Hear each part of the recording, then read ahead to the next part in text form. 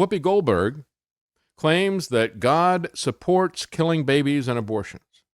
This is from LifeSite News. She said, as you know, God doesn't make mistakes. God made us smart enough to know when it wasn't going to work for us. What? You mean your pregnancy is not going to, your baby's not going to work for you?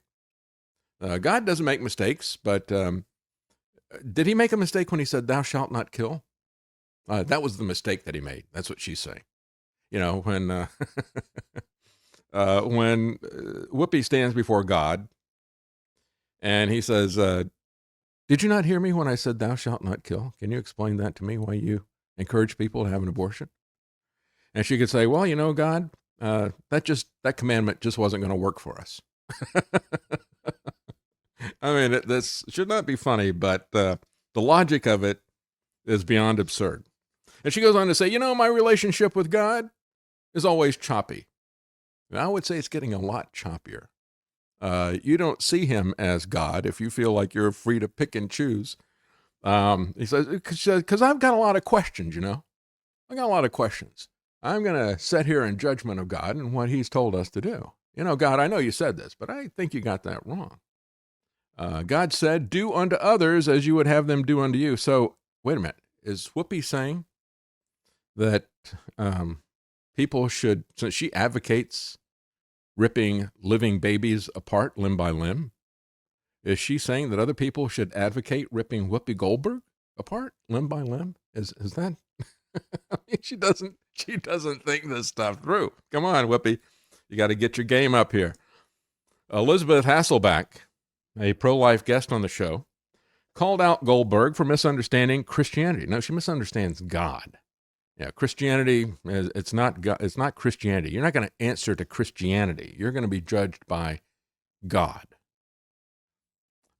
Asked why she will not consider that God has a purpose for babies in the womb, too. She said, what about life in the womb? Life has a plan and a purpose. It's designed by God. And Goldberg replied, well, God knows my heart, and God knows almost everybody's heart. Ah, as Shakespeare said, there is the rub, right? Do you know your own heart, Whoopi? Yes, God does know your heart, and he knows everybody's heart. The question is, do we know our heart? All right, we think that, oftentimes we know less about ourselves than other people know about us, don't we? Isn't that the case? Sometimes we're the last ones to know just how bad we are. Everybody else sees it, but we don't see it in ourselves. As the Bible says, the heart is desperately wicked. Who can know it? Well, we can't. And that's why you don't let the conscience be your guide. Walt Disney's theology from Pinocchio doesn't work because the heart is desperately wicked. You have to have an objective standard that is out there. That's why God gives us things like thou shalt not kill. You have those of standards that are out there, and at that point, you're without excuse. You can always look at it, and you can always say, yeah, but my motives were good. I really meant well. It's like, but what did you do? What did you do? That's the objective side of it.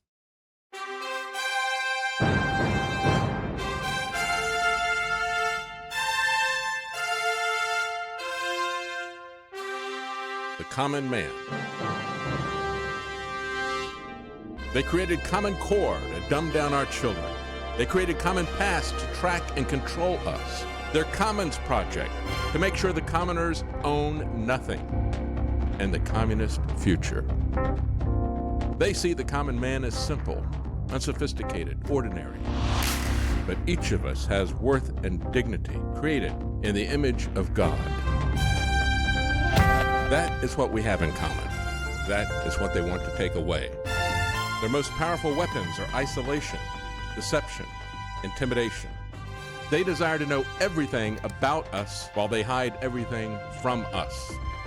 It's time to turn that around and expose what they want to hide. Please share the information and links you'll find at thedavidknightshow.com. Thank you for listening. Thank you for sharing.